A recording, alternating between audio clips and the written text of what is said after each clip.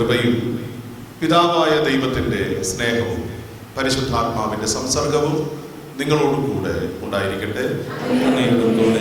ഈശോയിൽ സ്നേഹം നിറഞ്ഞ പ്രിയ സഹോദരങ്ങളെ, ഇസയാസ് പ്രവാചകന്റെ പുസ്തകത്തിൽ നാം വായിക്കുന്നുണ്ട്, മഹാപ്രതാപവാനായ അവിടുത്തെ സ്വരം നമ്മെ എല്ലാവരെയും ആനന്ദിപ്പിക്കും എന്നാണ്. നമ്മെ ഓരോരുത്തരെയും ദൈവം എന്തിന് സൃഷ്ടിച്ചിരിക്കുന്നു എന്ന് ചോദിച്ചാൽ ഈ ഒരു ആനന്ദം എല്ലായിടങ്ങളിലും എത്തിക്കാൻ വേണ്ടിയിട്ടാണ്. അപ്പോൾ നമ്മൾ തോമസ് പോളിലൂടെ ദൈവത്തിൻ്റെ വചനം കേട്ടപ്പോൾ നമുക്ക് തന്നെ മനസ്സിലായി, നമ്മൾ നഷ്ടപ്പെടുത്തിയിട്ടുള്ളത് ഇങ്ങനെ മറ്റുള്ളവർക്ക് ഒത്തിരി പേർക്ക് കൊടുക്കാനുള്ള ഒരു സന്തോഷവും ആനന്ദവുമാണ് എന്നുള്ളത്. അതുകൊണ്ട് നമ്മുടെ സന്നിധിയിൽ നമുക്കൊരു ഉത്തരവാദിത്വ ബോധത്തോടുകൂടെ, കർത്താവെ, നിന്റെ സ്വരം എല്ലായിടങ്ങളിലും എത്തിക്കാനും എൻ്റെ സ്വരം മറ്റുള്ളവർ കേൾക്കുമ്പോൾ നിന്നെ തിരിച്ചറിയാനുമുള്ള ഒരു വ്യക്തിയായി എന്നെ രൂപാന്തരപ്പെടുത്തണമേ എന്നാണ് നമ്മളിത് പ്രാർത്ഥിക്കേണ്ടത്.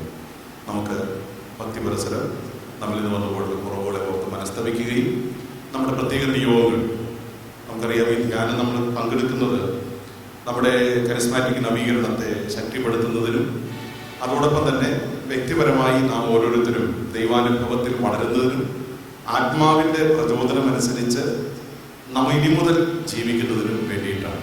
അങ്ങനെ പ്രാർത്ഥനാ ഗ്രൂപ്പുകൾ ശക്തിപ്പെടാനും പ്രാർത്ഥനാ ഗ്രൂപ്പുകളിലൂടെ ദൈവത്തിൻ്റെ വചനം എല്ലായിടത്തും എത്തുന്നതിനുമൊക്കെ നമ്മെ സഹായിക്കണമേ എന്ന് പ്രാർത്ഥിച്ചുകൊണ്ട് ഈ ദിവ്യബലി നമുക്ക് ഭക്തിയോടുകൂടെ അർപ്പിക്കാം. സർവശക്തനായ ദൈവത്തോടും സഹോദരരെ നിങ്ങളോടും ഞാൻ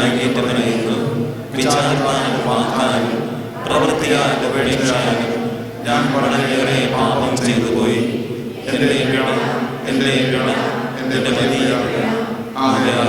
നിത്യകന്യകയായ പരിശുദ്ധമറിയത്തോടും എല്ലാ മാലാഖമാരോടും സഹോദരനെ നിങ്ങളോടും ഞാൻ അപേക്ഷിക്കുന്നു. എനിക്ക് വേണ്ടി നമ്മുടെ കർത്താവായ ദൈവത്തോട് പ്രാർത്ഥിക്കണമേ. സർവശക്തനായ ദൈവം കനിഞ്ഞ് പാപങ്ങൾ പുറത്ത് നമ്മെ നിത്യ ജീവിതത്തിലേക്ക് നയിക്കുമാറാകട്ടെ. ആമേൻ.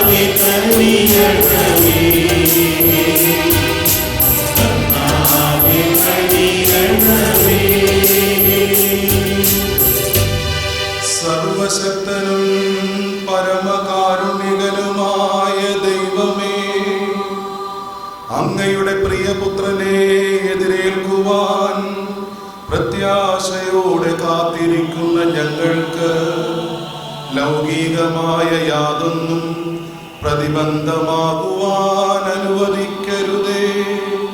ക്രിസ്തുനാഥന്റെ ദിവ്യോപദേശങ്ങൾ അനുസരിച്ച് ജീവിച്ച് അവിടുത്തെ അനന്തമഹിമയിൽ പങ്കാളികളാകുവാൻ ഞങ്ങളെ അനുഗ്രഹിക്കുകയും ചെയ്യണമേ. അങ്ങയോടുകൂടെ പരിശുദ്ധാത്മാവുമായുള്ള ഐക്യത്തിൽ എന്നെന്നും ദൈവമായി ജീവിച്ചു വാഴുന്ന ഞങ്ങളുടെ കർത്താവും അങ്ങയുടെ പുത്രനുമായ യേശുക്രിസ്തു വഴി ഞങ്ങൾ സമർപ്പിക്കുന്ന പ്രാർത്ഥന കേട്ടരുളേ.